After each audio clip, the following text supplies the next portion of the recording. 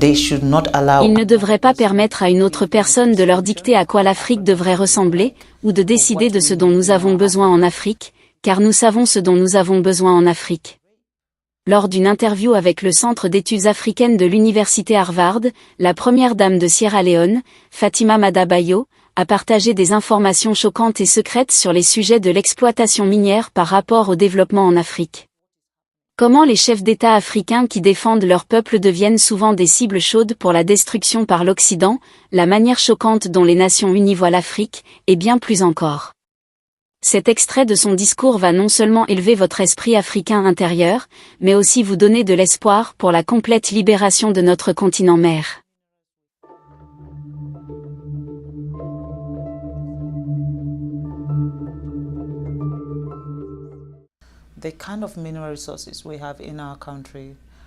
Le genre de ressources minérales que nous avons dans notre pays est suffisant pour subvenir aux besoins de tout le monde dans ce pays.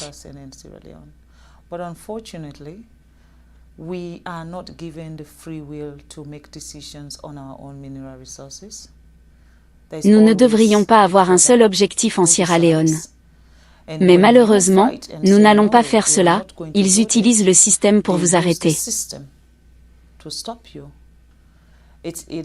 Soit ils vous montent contre l'opposition et ils soutiendront l'opposition contre vous dans l'ombre, soit ils provoquent des chaos inutiles dans votre pays pour que vous ne puissiez même pas gouverner votre propre peuple. Ils feront des choses pour vous rendre incapable de fonctionner. Et bien sûr, un pays qui n'a pas la paix ne peut pas se développer. Vous devez avoir la paix avant de parler de développement.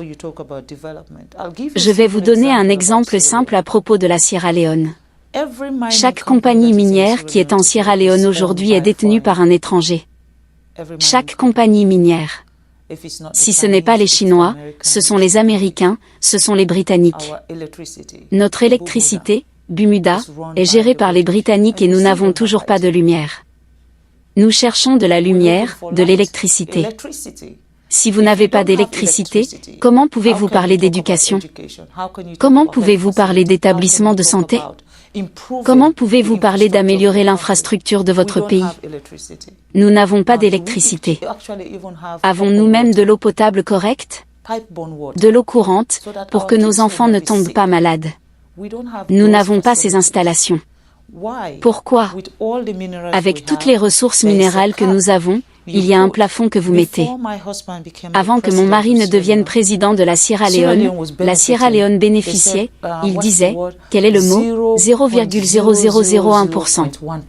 Qu'est-ce que c'est que ça? Fondamentalement, une compagnie peut prendre autant que 100 millions de dollars hors du pays en termes de minéraux, et ensuite ils peuvent simplement donner au pays 10 000 dollars. Maintenant, que fera 10 000 dollars pour notre système de santé? Que fera 10 000 dollars pour notre système éducatif? Vous ne pouvez pas venir dans notre pays et prendre tout ce qui nous permettrait de nous développer et ensuite nous traiter comme des gens inférieurs, comme si nous ne savions pas ce que nous faisions. Je pense que c'est faux. Et ce sont ces choses que je crois qui empêchent l'Afrique de progresser. Nous n'avons pas voix au chapitre. Le sens que nous avons de célébrer l'indépendance, je ne sais pas pourquoi nous célébrons l'indépendance parce que nous ne sommes pas libres.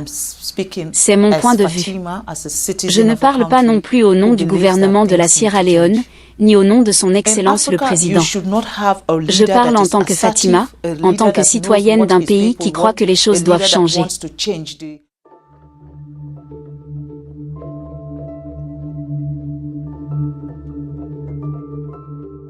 En Afrique, vous ne devriez pas avoir un leader assertif, un leader qui sait ce que veulent ces gens, un leader qui veut changer ce qui se passe. Dès que vous avez cela, c'est la cible de tout le monde. Et ensuite, ils trouvent des raisons pour vous ralentir, ils trouvent des raisons pour vous arrêter, et ils utilisent des citoyens non patriotiques pour venir après un gouvernement qui fait ce qui est bien pour un système. Je pense que nous devons aborder ces questions. Malheureusement, je ne sais pas qui je devrais, je veux dire, je suis très douée pour donner des noms, mais pour le moment, je ne sais pas qui je devrais accuser.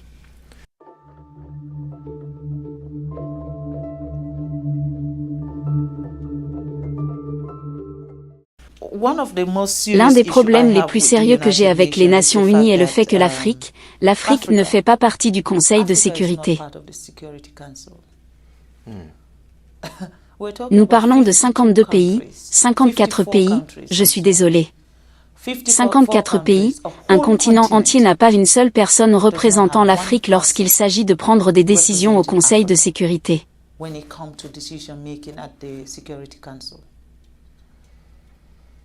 Et j'ai également observé qu'aucun pays africain n'a son propre directeur exécutif à la Banque mondiale non plus. Non, malheureusement. Nous ne savons pas gérer l'argent. Je pense que je vais devoir être en désaccord avec vous. Et que voulez-vous que je dise? Parce que si c'est la perception, depuis le début, chaque fois qu'un Africain se présente pour quelque chose dont il doit être décisionnaire pour le monde, pas seulement pour l'Afrique, ce n'est tout simplement pas possible. Je comprends. Alors que puis-je dire? Il doit y avoir une prescription quelque part qui dit « Afrique, vous n'êtes pas assez bon ». Eh bien, cela pourrait être révolutionnaire, mais je vais le dire ici. Les Africains devraient être aux commandes de l'Afrique. Je crois aussi que la question africaine ne peut être améliorée que lorsque les Africains décident de le faire. Ils ne devraient pas permettre à une autre personne de leur dicter à quoi l'Afrique devrait ressembler ou de décider de ce dont nous avons besoin en Afrique, car nous savons ce dont nous avons besoin en Afrique. Personne ne le saura mieux que nous. Et je pense que l'ONU devrait voir l'Afrique comme des partenaires. Et les Nations Unies, certainement, vous ne pouvez pas avoir 7 pays qui mettent leur veto sur tout. En ce qui concerne la question africaine, ce sont ces 7 pays qui sont les pays qui exploitent réellement l'Afrique.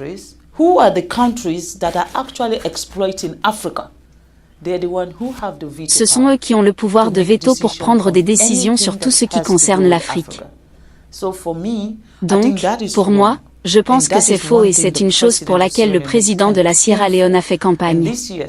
Et cette année, la Sierra Leone est maintenant membre non permanent aux Nations Unies pour voir l'Afrique non pas comme un seul pays.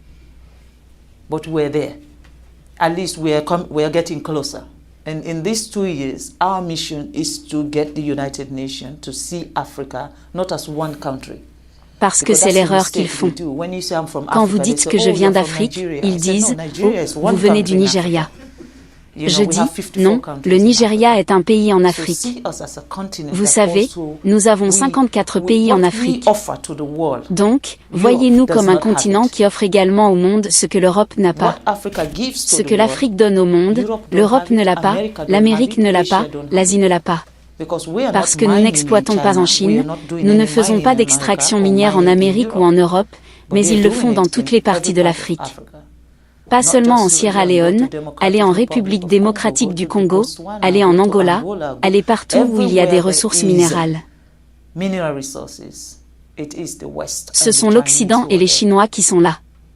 Quand vous venez en Afrique, demandez-moi ce que je veux.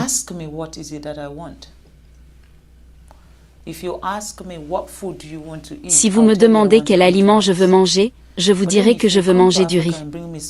Mais si vous venez en Afrique et que vous m'apportez des spaghettis en disant que je veux que vous mangiez des spaghettis, alors vous m'imposez quelque chose. Avec tout ce que nous avons en Afrique, pour toutes les personnes, toutes les organisations ou toutes les entreprises qui viennent prendre chez nous, pour une fois, voyez-nous comme des partenaires. Pour une fois, traitez-nous avec respect. Et ensuite, aidez-nous à nous développer. Parce que lorsque nous sommes développés, cela ne signifie pas que vous ne ferez pas votre extraction minière. Cela signifie simplement que vous changerez des vies et que vous changerez des vies de manière positive. Donc, en nous privant de ce développement, en nous privant de cette opportunité d'être autonome, pour moi, c'est ce qui ne va pas. Et c'est pourquoi je ne peux pas rester silencieuse.